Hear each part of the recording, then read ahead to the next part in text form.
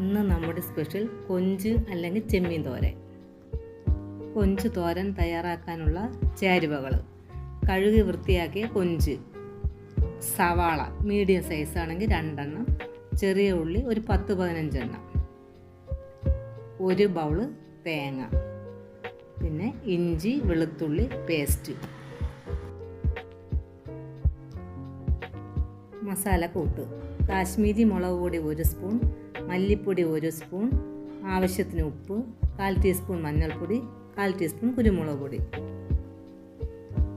ചീനിച്ചട്ടി അടുപ്പിൽ വയ്ക്കുക. ചട്ടി ചൂടാകുമ്പോൾ ആവശ്യത്തിന് വെളിച്ചെണ്ണ ഒഴിച്ച് താളിക്കുക. ഇതിലേക്ക് ഇഞ്ചി വെളുത്തുള്ളി പേസ്റ്റ് ചേർത്ത് നല്ലതുപോലെ വഴറ്റുക. ചെറിയ ഉള്ളി സവാള ചേർത്ത് നന്നായി മിക്സ് ചെയ്ത് കൊടുക്കാം. ഇതിലേക്ക് കൊഞ്ച് ചേർത്ത് നന്നായി ഇളക്കി ആവശ്യത്തിന് ഉപ്പും ചേർത്ത് 10 മിനിറ്റ് അടച്ചു വെച്ച് വേവിക്കുക.